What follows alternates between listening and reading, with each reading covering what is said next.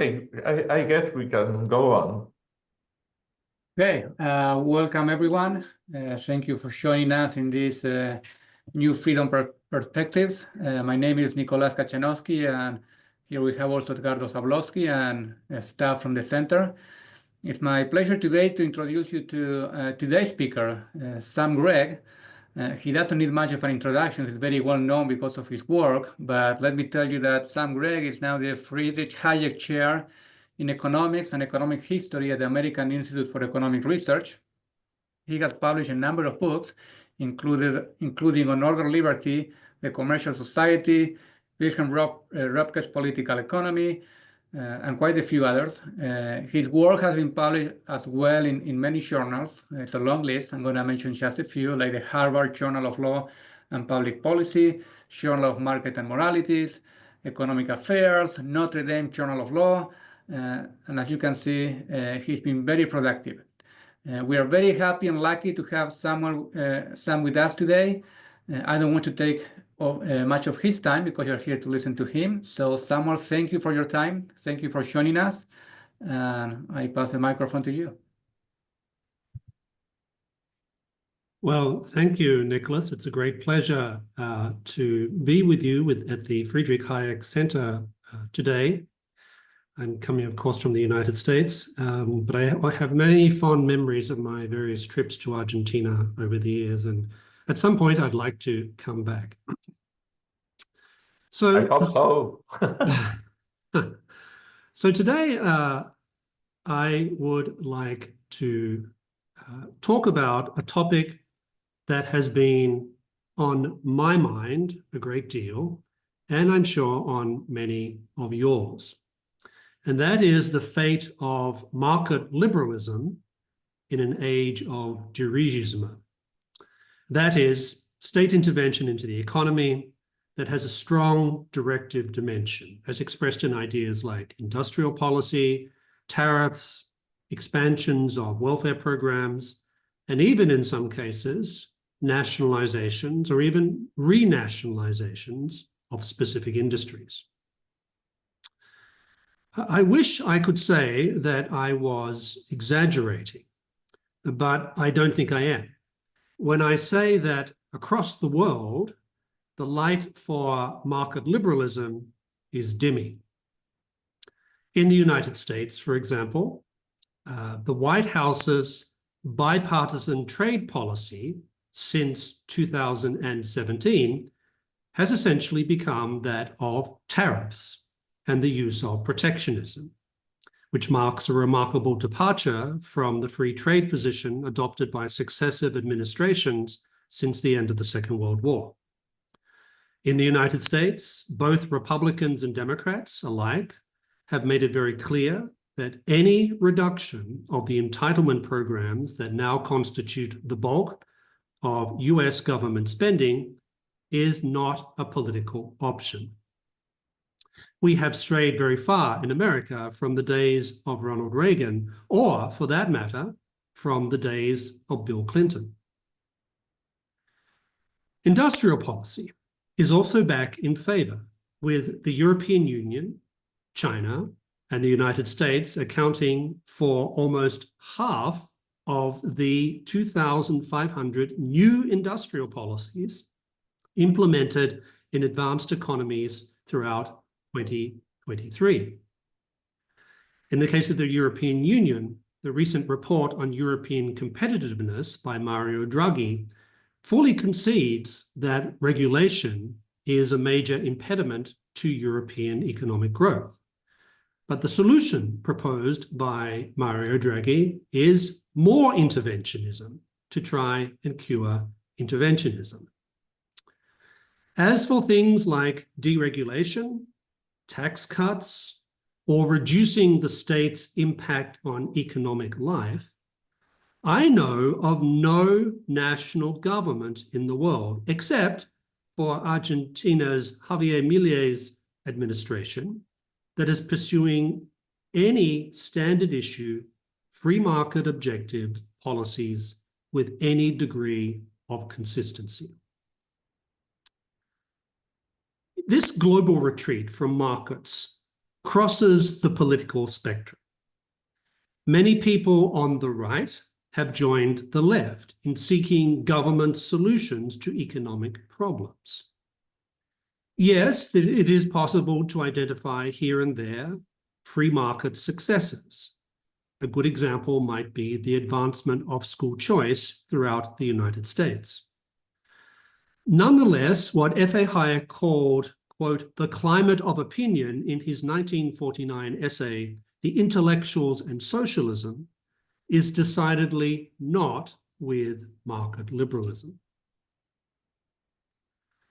The 2008 financial crisis is regularly identified as a prime culprit of this shift towards interventionism and economic populism across the world.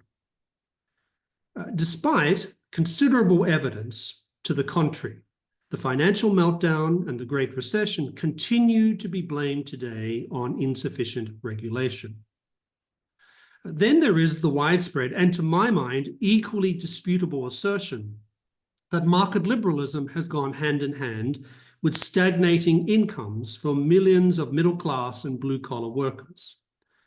Whether from the left or the right, today's interventionists are also employing rhetoric like market fundamentalism that is designed to marginalize those who point out certain truths that contradict interventionist narratives.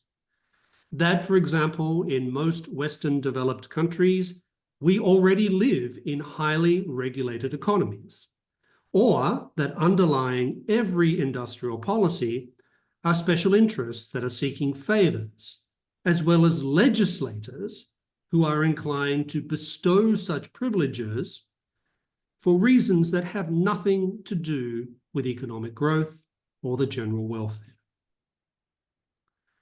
To move forward, it's clear to me that market liberals must continue vigorously contesting these claims. As earlier generations of free marketers understood, engaging in debates about past history is crucial to achieving intellectual and policy successes in the present. Today's critics of market economies are simply mistaken about many of the facts, and defenders of markets must put the record right. Likewise, market liberals must continue critiquing the economic theories of today's interventionists. Sound economic theory can be a powerful antidote for any number of policy sins. While it might not change the views of those who promote interventionist narratives, questioning these narratives will raise appropriate questions about their core ideas and their motives in the public square.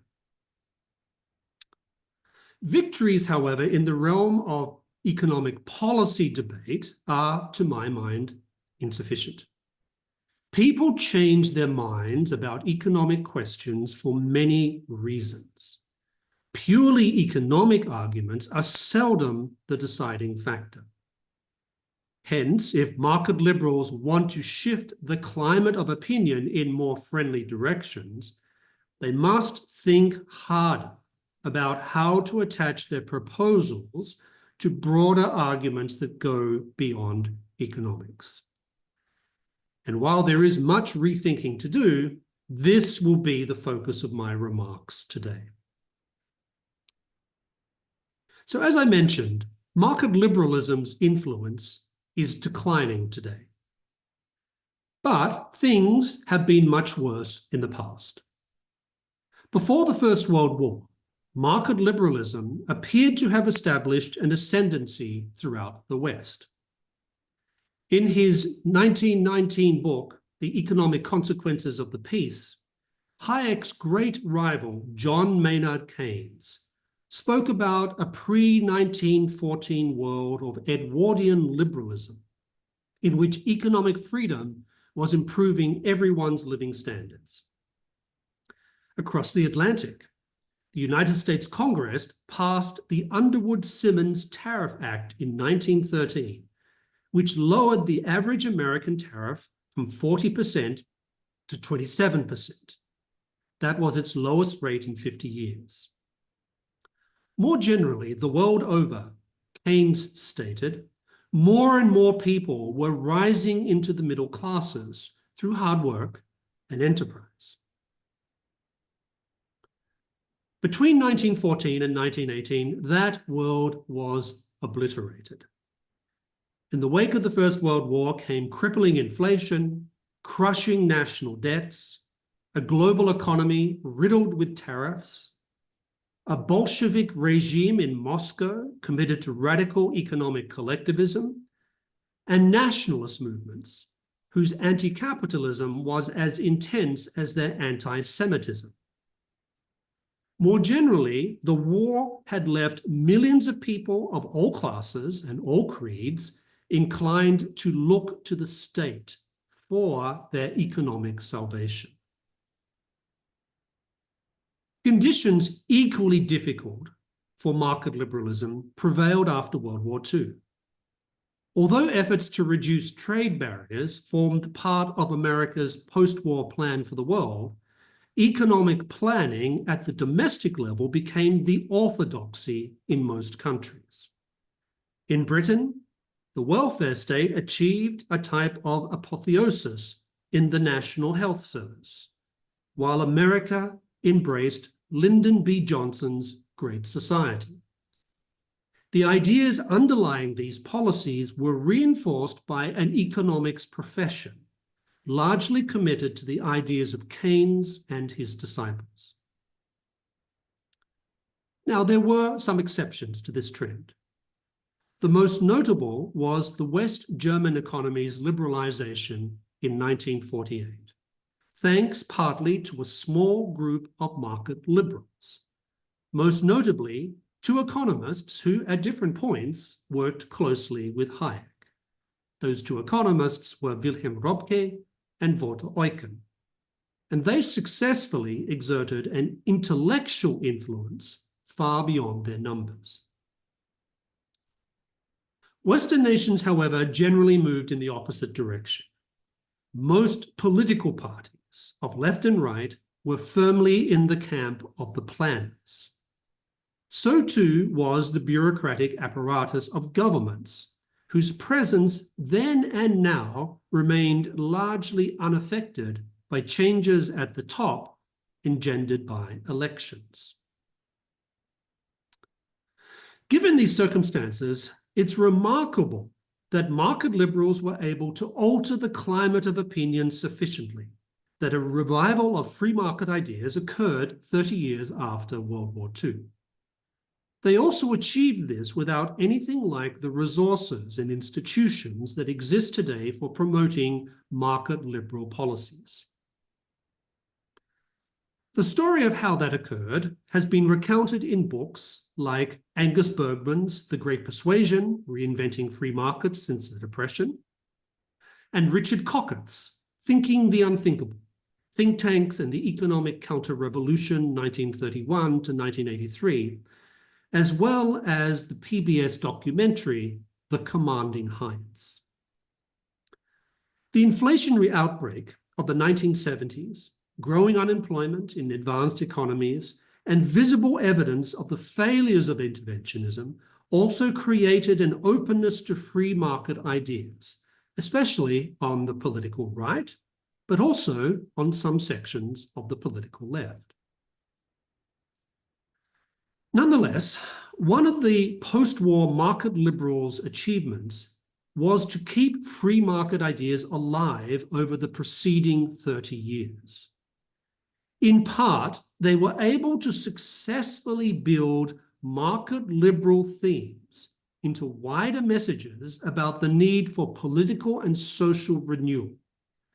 Subsequent decades' free market breakthroughs thus owed something to the broader arguments being made for a free society.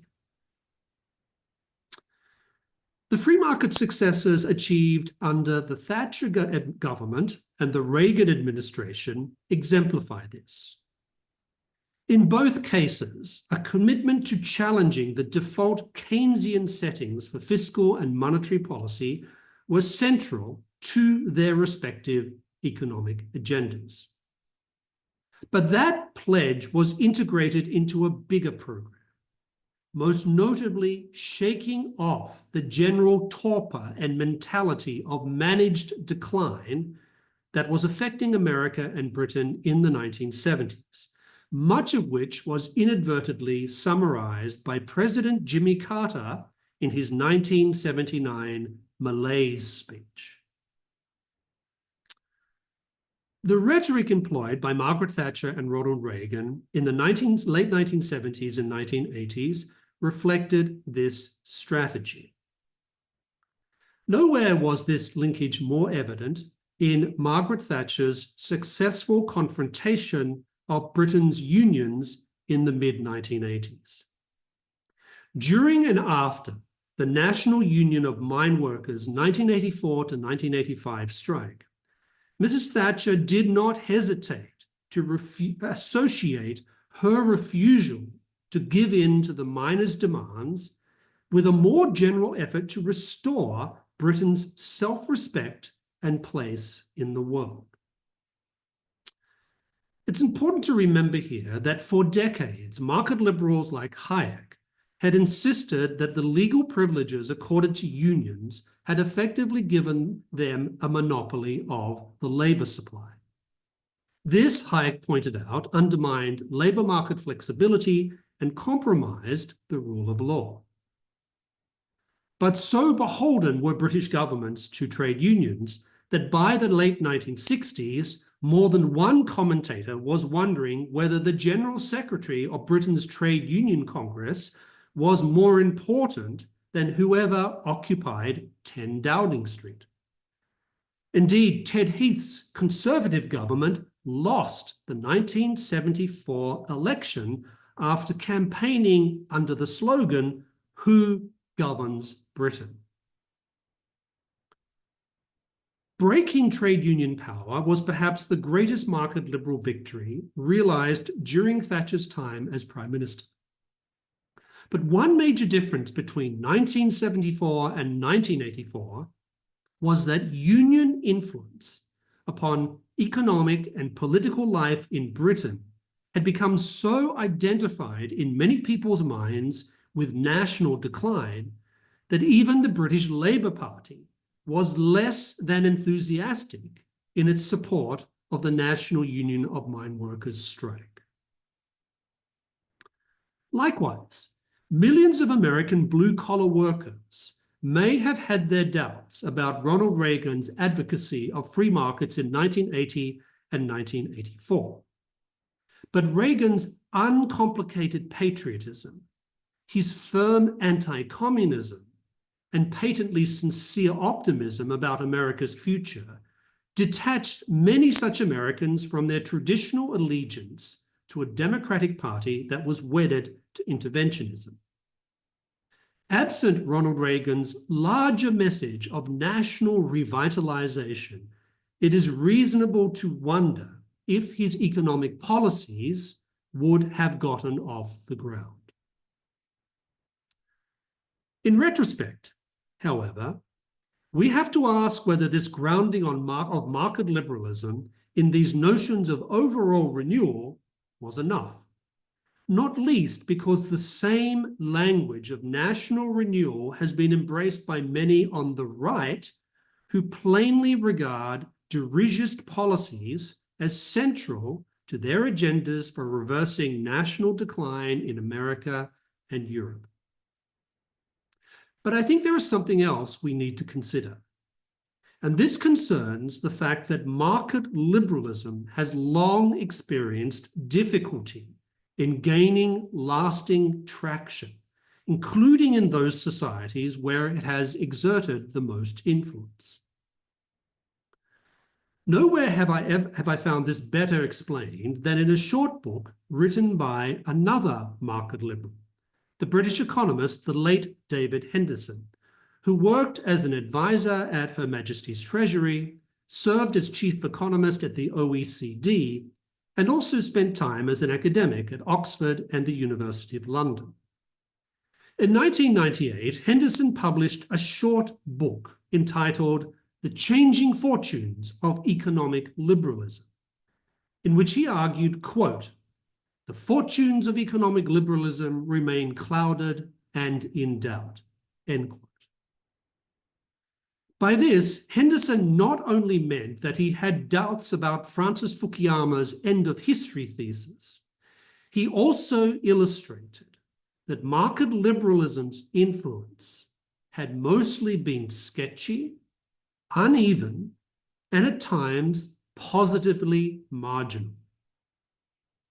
Market liberalism suffered, he said, from three major impediments. One, the lack of mass support. Two, the prevalence of what he called do-it-yourself economics among political elites. And three, the sheer skill of interest groups at acquiring privileges. In his later life, Henderson came to admire Hayek, not least because he appreciated Hayek's grasp of history and the history of ideas.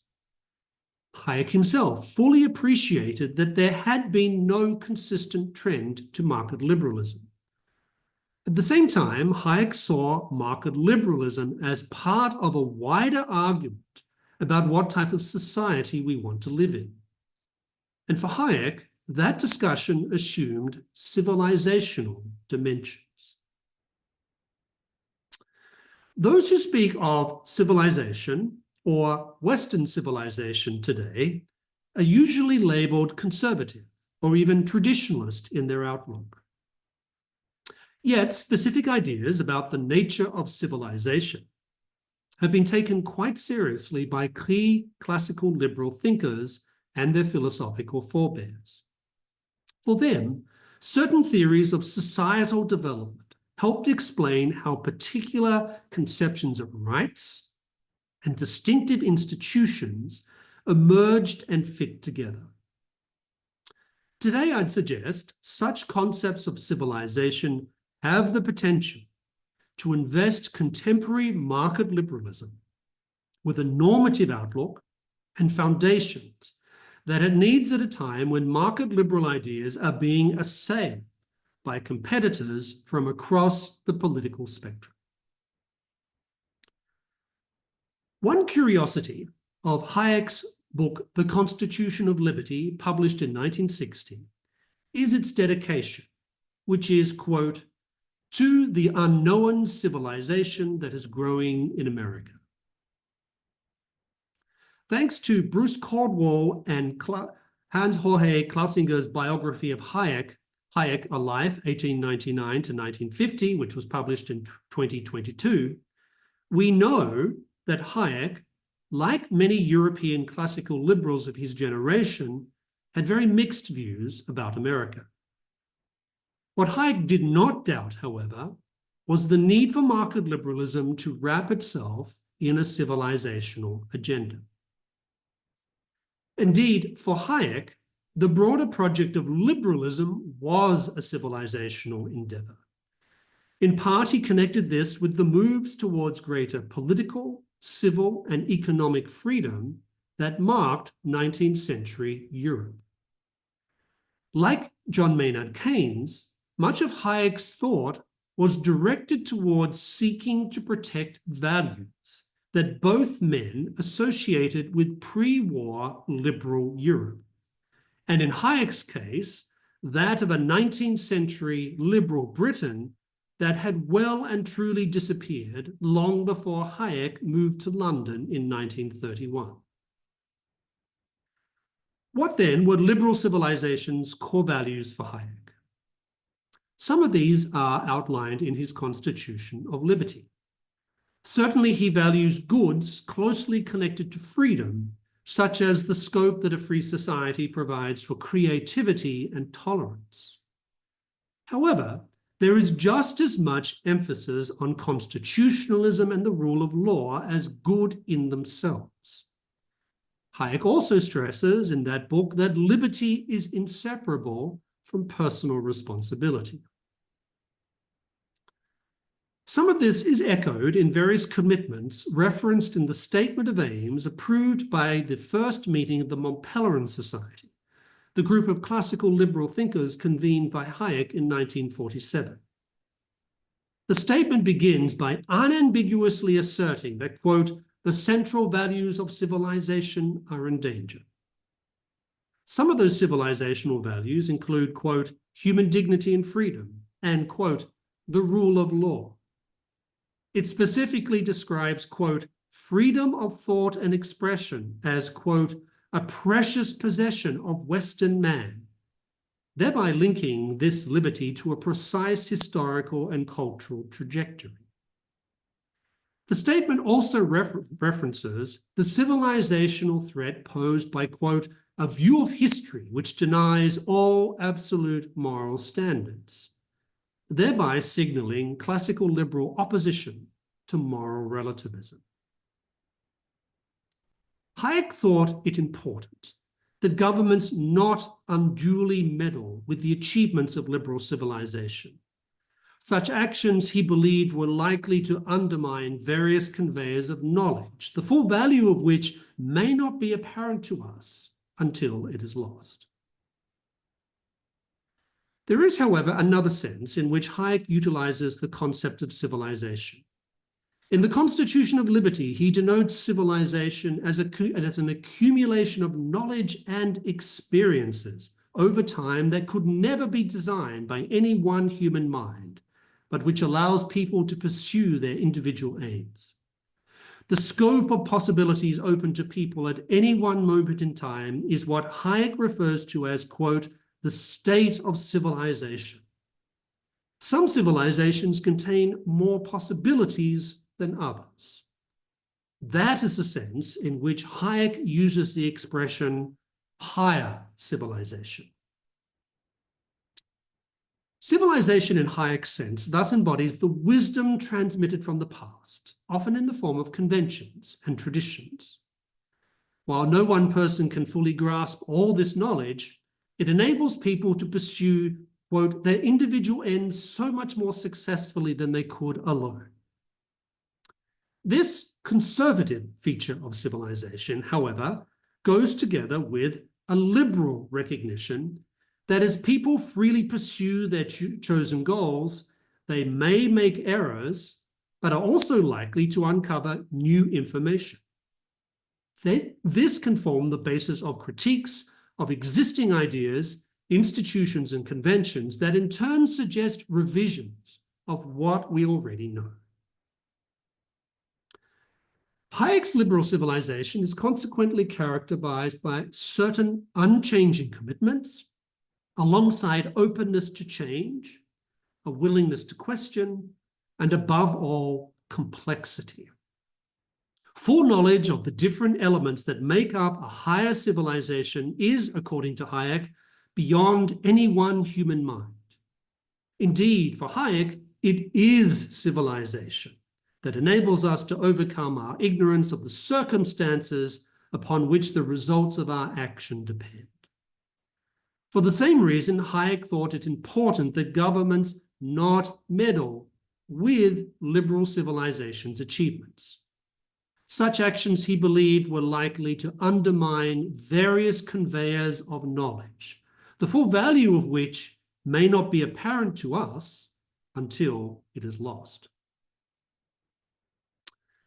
If this all sounds rather Burkean, that's because it is.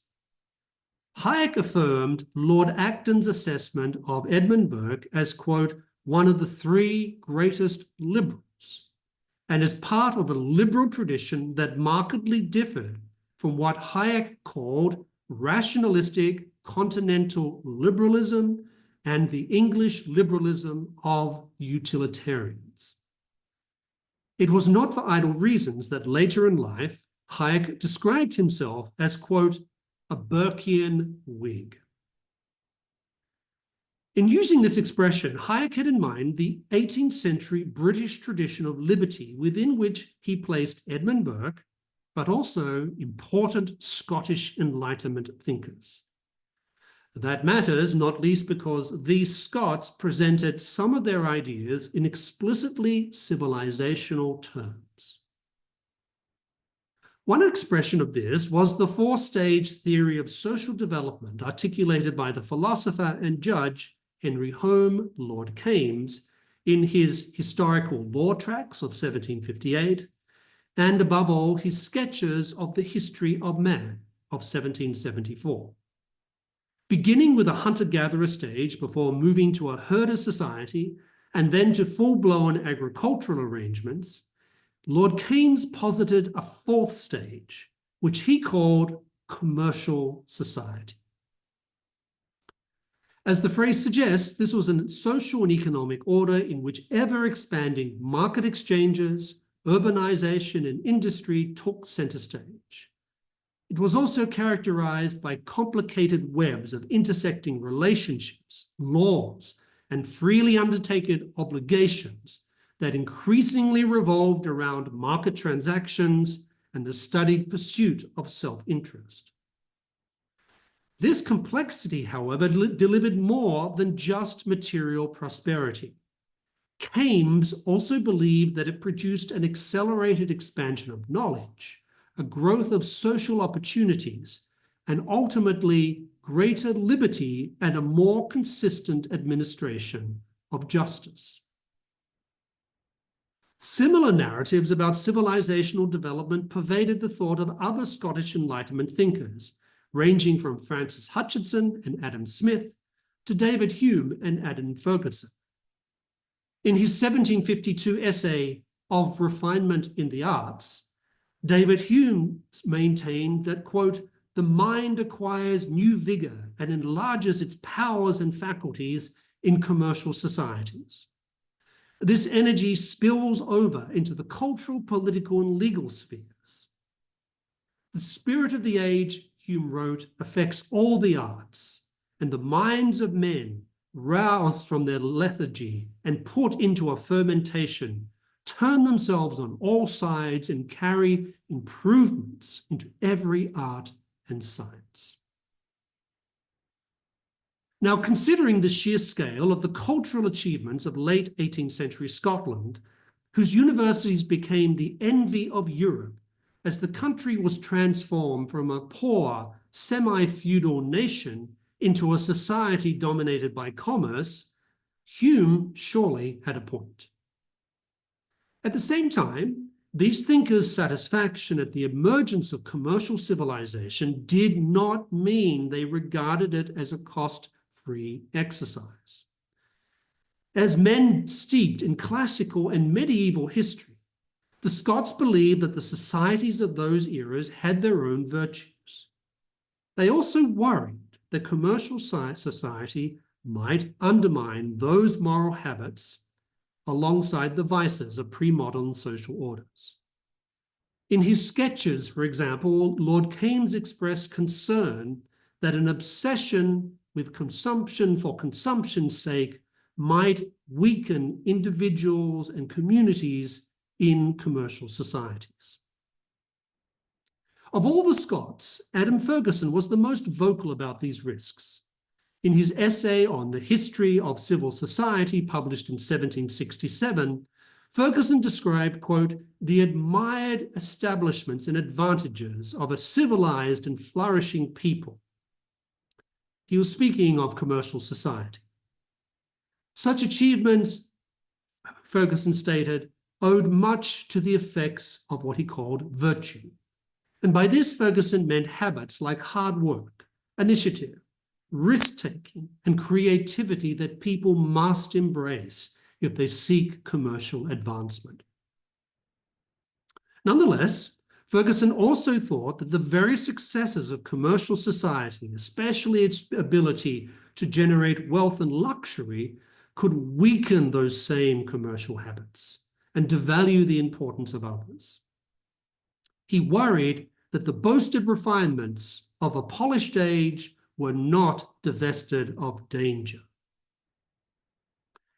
Apprehensions about the potential of commercial civilization and its creature comforts to undermine virtues linked with the pre-modern world are not hard to find in our own time. There is no shortage of thinkers on the left and the right who regard markets and the wealth that they generate as corrupting entire societies, by marginalizing a concern for virtue, thereby rendering people weak, ineffectual, or even indifferent when tempted by the promises of domestic demagogues or threatened by foreign adversaries. Most such critiques, however, miss an important point. Many of the Scots who favoured commercial society were equally insistent that the civilized liberty of which they spoke required a firm grounding in virtues. Francis Hutchinson, for example, went to great lengths to show that benevolent motivations often underlay the pursuit of economic self-interest. In his inaugural lecture at the University of Glasgow, Hutchinson noted that, quote, when men are said to be seeking profit or their own advantage, they are surely quite often serving their families.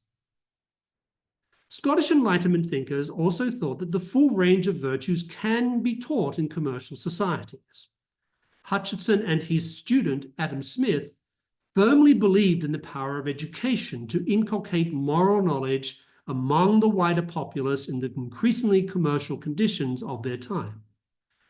For Smith, this was important because Smith believed that those virtues which noticeably manifested themselves in market activities were important, but not enough if commercial societies were to be civilized. In part 6 of his Theory of Moral Sentiments, entitled On the Character of Virtue, Smith explains that commercial virtues require supplementation by classical virtues, like magnanimity and justice, as well as disinterested habits of benevolence, like charity, generosity, and friendship. All these virtues, Smith believed, encourage us to look beyond the boundaries of self-preference. Such virtues were not understood simply as extra grease to smooth the wheels of commerce. Virtue, Smith said, is nothing less than, quote, excellence, something uncommonly great and beautiful.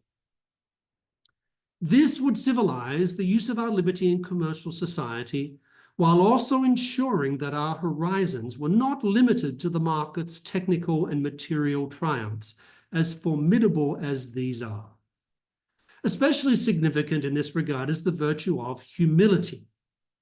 Because if Hayek is right when he says that civilizational growth owes much, as Ferguson observed, to, quote, nations stumbling upon establishments, then we should resist the hubris of imagining we can somehow manufacture ex nihilo a better society and higher culture from the top down. So I think that if 21st century market liberals want to avoid being caricatured as narrow-minded technocrats or sophistic materialists, they could do well then to follow their intellectual followers. That is, by recasting market liberalism as part of a truly civilizational endeavor that pursues the excellence that Smith had in mind. To the extent that one can show that the pursuit of the true, the good, and the beautiful can go hand in hand with the liberties, wealth, and complexities associated with markets, the power and attraction of market liberal ideas will grow. I would suggest that advancing market liberalism today likewise requires the incorporation of free market ideas into a more comprehensive narrative, a civilizational narrative similar to that expressed by Hayek, which is in turn rooted in the civilizational vision of the Scottish Enlightenment that first gave systematic form and expression to a vision of culture, science, commerce, and government in which market liberal ideas had a pivotal role. So to conclude, this is not about policy. This is not about elections as much as those things matter. Nor does it directly address the problems identified by the late David Henderson: the lack of mass support, the influence of do-it-yourself economics, the enduring power of interest groups seeking privileges. It is, however, about something that precedes politics, That is, it is about deepening the legitimacy of market liberal ideas by showing their centrality to a civilizational project that, despite all the obstacles, continues to transform the world in our time. Liberty, Lord Acton wrote, is the delicate fruit of a mature civilization. And that, I submit to you, also includes those market liberties without which a free society and a free civilization cannot stand. Thank you very much. Thank you, Samuel. Thank you very much. You can please just write the question that you like in the answer and the question and answer panel, and Florencia will manage it. Florencia, all yours. Yes. Thank you. Thank you very much, Dr. Gregg. It was such a wonderful seminar. We have a couple of questions, so I will read the first question aloud for everyone to know what it was about. So this is from Facundo. He's a student at UCEMA. He's asking, Cordell Hull, far from a free market liberal but a believer in free trade, understood the nationalist and protectionist context in the post-war era and carried out a second-best solution of controlled or limited free trade, the Reciprocal Tariff Act of 1934. This was not an establishment of complete free trade, but it served to reverse the toxic Smoot-Hawley Tariff Act. Mm-hmm. Should we be taking a similar approach in the current protectionist context? Thank you for the question. It's a very good question because it is very relevant to the discussions about how we advance trade liberalization today in a context of a return to protectionism. I would like nothing better than to see trade barriers disappear around the world everywhere. The economic argument for free trade, I think, both on the level of policy results, but also from the standpoint of economic theory, I think is unassailable. Economists disagree about many things, but one thing they generally do not disagree about is the theoretical argument for free trade and the practical benefits of free trade. Alas, we don't live in a world in which a unilateral liberalization of trade is likely to occur everywhere, which means that to a certain extent we need to advance what I think most people listening to this discussion today would regard as second best solutions, but nonetheless would advance our cause for freer trade in more practical ways. Now, countries can, of course, any country can, of course, decide to unilaterally liberalize its trade. Britain did this in the 1840s. Countries in the 1980s that started doing this were countries like New Zealand, and to a certain extent, Australia as well. And by that, I don't mean they literally abolished trade them overnight. What I meant was that they didn't expect reciprocal trade reductions from other countries. They just reduced their own tariffs. So countries can do that. That's also good. The practical problem we face, of course, is that all countries' trade policies are heavily influenced by interest groups, some of whom need to be placated if one is to advance any type of trade liberalization. Another problem we have is that the World Trade Organization, which has been the mechanism by which we have for a long time relied upon gradually reducing trade barriers over a long period of time, has to a certain extent become inoperative, which I think leads us to conclude that the two practical ways forward to deal with our problem is, one, hoping that some countries will just simply lower their own tariffs without expecting reciprocal arrangements. The other is what is called plural national trade agreements.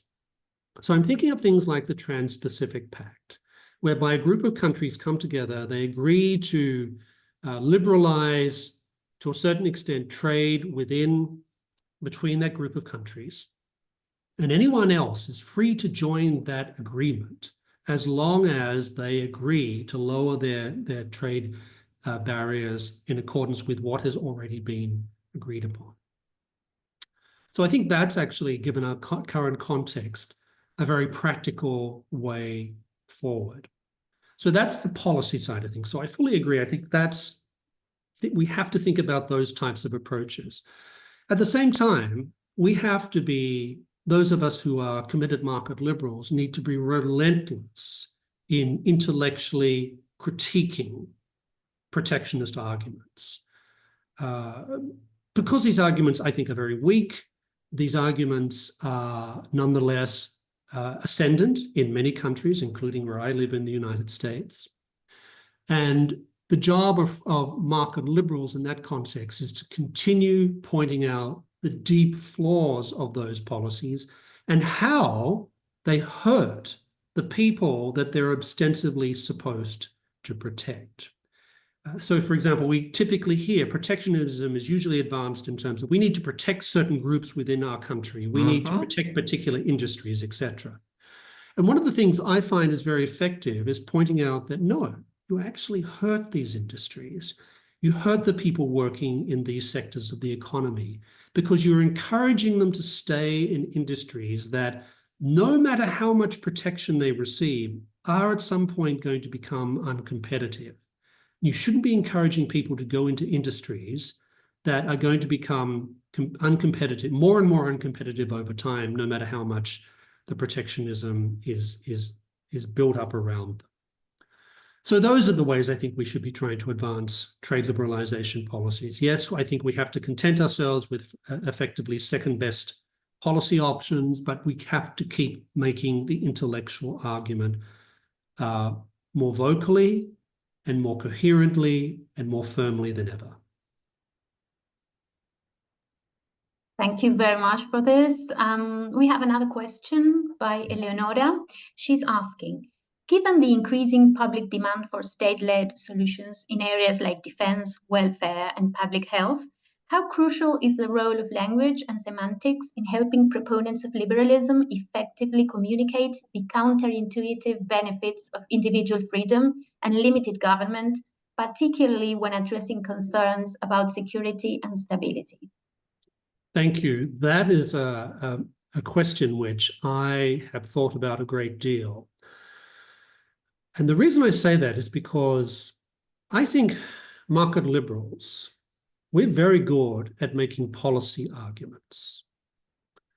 We are very good at intellectually dismantling interventionist arguments, whether they come from the left or the right.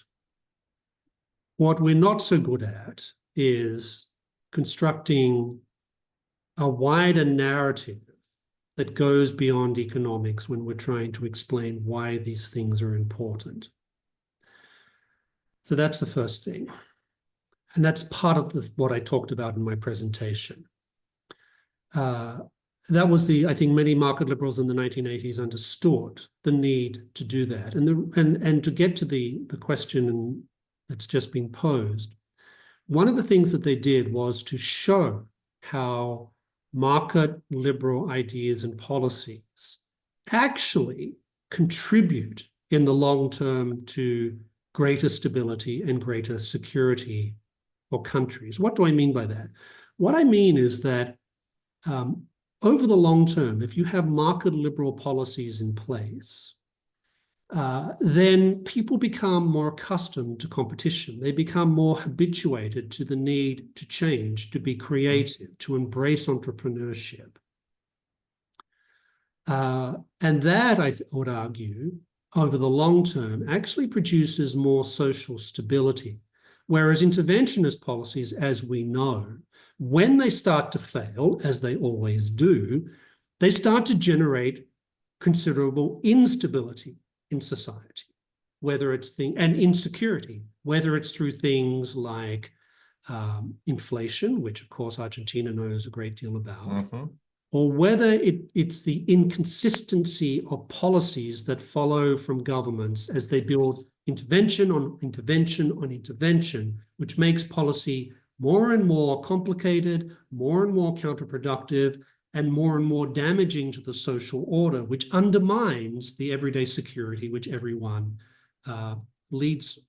yearns for and wants. But all human beings, of course, want some degree of security in their lives. So I think one of the challenges for market liberals is to show that their policies and their ideas actually in the long term produce these types of things in a way that's manageable and sustainable for a far longer period of time than the policies proposed by interventionists. So it means, rather than just being dismissive of people's concerns about security, their concerns about stability, is to say that market liberal ideas generally deliver on those values much better than those of interventionists. So a very practical example, of course, is that market liberalism always stresses the indispensability of the rule of law. And there are few things that are more stabilizing for a society than rule of law. Interventionists tend not to be very interested in rule of law, right? Because rule of law gets in the way of governments doing whatever they want in the economic, political, and social order. But rule of law, precisely because it is so integral to the market liberal message, it is something that by definition introduces stability and coherence into society because it engenders predictability, which of course is essential for security in any society. So I think, yes, market liberals have to get better at showing how concerns about security, concerns about stability are much better addressed within a market liberal intellectual and policy framework than interventionists do. Thank you very much for that answer. And I don't know if there's any other questions. There is a question in the chat, a very interesting question in the chat. It's the same one. Yeah, perfect. Yes. Libertarians are more vocal than market liberals. What libertarian practices should market liberals adopt in order to spread the gospel more effectively? Yes, libertarians do tend to be more vocal. They tend to be more radical than market liberals, or what I will call classical liberals. I do think there's a difference between classical liberals and libertarians. Libertarians tend to propose more radical visions of what they want at the level of policy and also for their general vision of what a free society is about. So I think of myself more as a classical liberal. What do I think classical liberals can learn from libertarians? One is the importance of not compromising on the theoretical side of things. Okay. That's very important because there's a temptation, of course, especially for classical liberals, particularly when they go into politics or they go into policy areas, there's a tendency to give up too much of the classical liberal intellectual case and the policy preferences of market liberalism. And to a certain extent, that's understandable because politics is the art of compromise. There's always going to be compromises in any political system, whatever the type is. Those sorts of things are unavoidable. But I think one of the things that libertarians do is remind classical liberals that the theoretical arguments for the market are coherent, easily defensible, and need to be used in a way that undermine the theoretical and normative assumptions that interventionists of all stripes bring to policy and intellectual debates.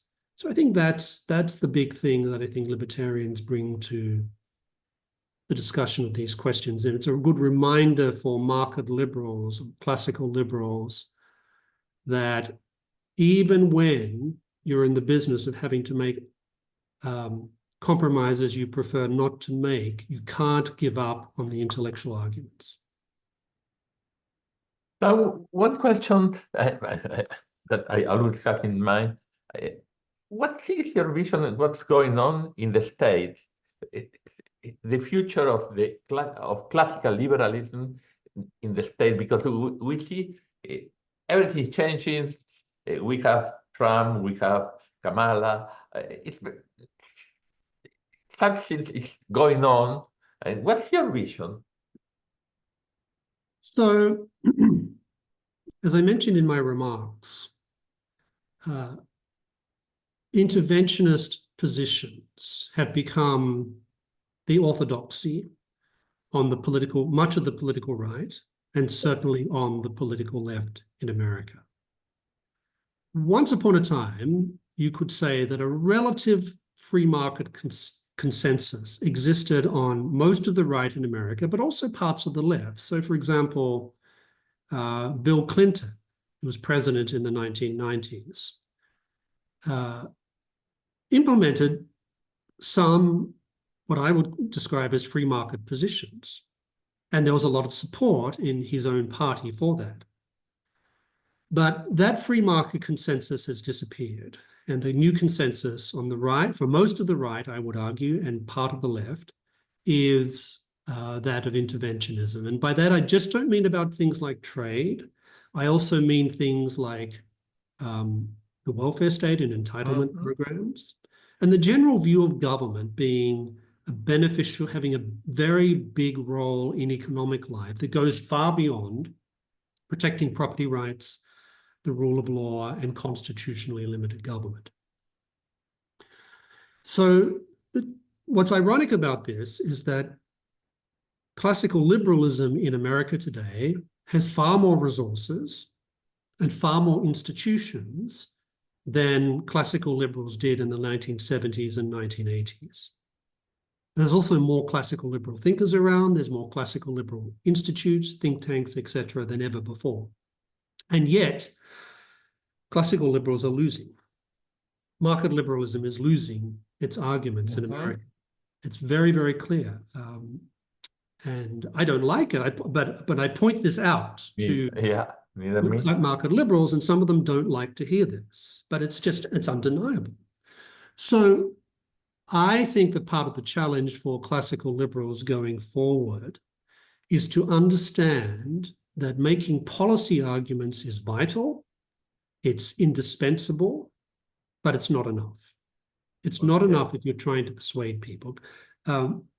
People, as I mentioned in my remarks, change their views about economic topics for many reasons, not all of which have to do with the economy. Not all of which have to do with the economy. I think that the challenge for market liberals is to integrate their ideas into a wider argument in the United States about what America is meant to be. Is America meant to be a free society that takes personal responsibility, civil society, and virtue seriously, and in which government is limited to some specific, clear, but limited number of functions? Or is the future of the United States to become just another European social democracy in managed decline? That, I think, is the argument that classical liberals, anyone who favors a free society in America, needs to be making. If you're in favor of markets, if you're in favor of all the institutions and values associated with markets, I think in America, the challenge for classical liberals is to integrate that into a broader argument about what America is meant to be. And some classical liberals find this hard to do. And I think that's, now I spend a lot of time writing about economics. I think about economics all the time. I argue and present arguments in favor of market liberal economics all the time. And that's indispensable, but it's not enough. It's not enough if you're trying to persuade people. And that is a challenge for a lot of classical liberals, because a lot of not all, but a good number of classical liberals are very reluctant to move outside the economics paradigm. And I think that's a mistake. Mhm. Thank you, Sam. Florencia, I guess we are running out of time, right? Yes, and there are no more questions, so I think it's time to thank Dr. Samuel Gregg for such a wonderful seminar and for joining us today. And thanks everyone who's joined for this interaction, and it's been great. Thank you, Sam. Thank you very, very much, and hope to see you soon. Here Thank you very or much for having me. any place in the world, we never know. Thank you very much. Thank you.